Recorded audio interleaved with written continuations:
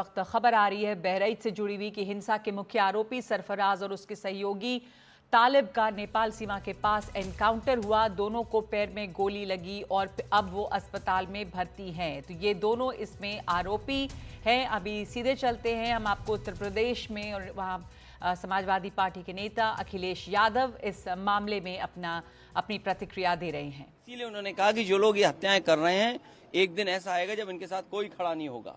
और मुझे सुनने में यहाँ तक आया है, आप बेहतर बताना इस बात को, कि जिस व्यक्ति ने पहला वीडियो वायरल किया उस प्रोसेशन का, उस पत्रकार के हाथ या पैर में बहुत चोटें आई हैं। उसमें बीजेपी के लोगों ने उसे बहुत मारा है।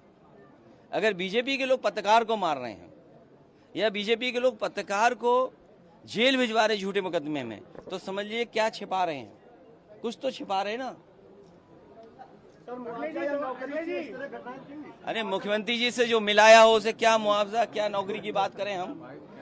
अच्छा बताइए, मुख्यमंत्री जी के साथ जो 2 घंटे वक्त गुजारा हो, उन्हें तो सरकारी नौकरी देनी चाहिए। और फिर जो फेक इनकाउंटर में निकलेंगे उनको क्या नौकरी देंगे क्या? ये 2027 में अगर आप जो समाजवादियों ने काम किए उससे बेहतर काम करके जनता को सुविधा देने का काम करेंगे। 2027 में कानून व्यवस्था किस तरह से बदलाव ये आप मुझसे बेहतर जो पुलिस के अधिकारी खड़े हैं उनसे चुपचाप पूछ लेना, और आप नाम डिस्क्लोज मत करना, और ये पूछना कि किस सरकार में पुलिस के लिए काम अच्छे हुए। बिहार में शराबबंदी के बावजूद 32 लोग शराब पीकर, तो योगी जी से क्यों नहीं पूछने जा रहे हो शराब कैसे जा रही है बिहार में? अगर बिहार में शराब जा रही हो, हमारा पत्रकार साथी कह रहा है यूपी से जा रही है, तो इसका मतलब मुख्यमंत्री जी को पता होगा कैसे जा रही है। और अब तो बीजेपी के समर्थन की सरकारें दोनों तरफ हैं। बिहार में बीजेपी के समर्थन की सरकार है और यहाँ पर बीजेपी की सरकार है, तो बॉन्डिंग अच्छी चल रही होगी, इसी वजह से शराब पहुँच रही है वहाँ पर।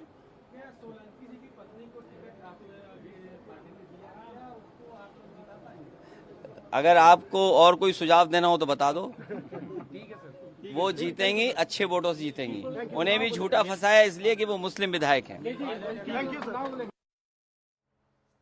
तो अखिलेश यादव बहराइच हिंसा पे भी, शराबबंदी पे भी बिहार में सभी पर उन्हें प्रतिक्रिया दी। लेकिन बहराइच से जुड़ी खबर आपको दे दें कि बहराइच हिंसा के जो 2 आरोपी हैं उसके साथ उनका एनकाउंटर, पैर में गोली उन्हें मारी गई और उसके बाद में वो अस्पताल में भर्ती हैं। दोनों को पैर में गोली लगी है। इसके अलावा पुलिस ने 3 और लोगों को गिरफ्तार इसमें किया है।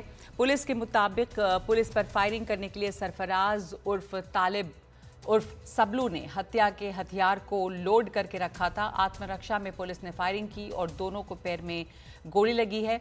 बहराइच में विसर्जन के दौरान हिंसा हुई थी और उसका आरोपी है सरफराज। इस हिंसा में एक व्यक्ति की मौत भी हुई है। तो रणवीर हमारे साथ हैं। रणवीर, इस पूरे मामले के डिटेल्स, इस पर अखिलेश यादव का भी बयान अब आया है। बहराइच मामले में जो आरोपी हैं उनका एनकाउंटर हुआ और अब अस्पताल में है। वो कहा जा रहा है कि पुलिस ने सेल्फ डिफेंस में गोली मारी है। तो इस मामले से जुड़ी और क्या जानकारी आप अभी दे सकते हैं हमें? देखिए, बहराइच में जो हिंसा हुई थी उस मामले में पुलिस ने 5 मुख्य आरोपी बनाए थे और उन 5 मुख्य आरोपियों को पुलिस ने अरेस्ट किया और उनमें एक नाम है सरफराज का।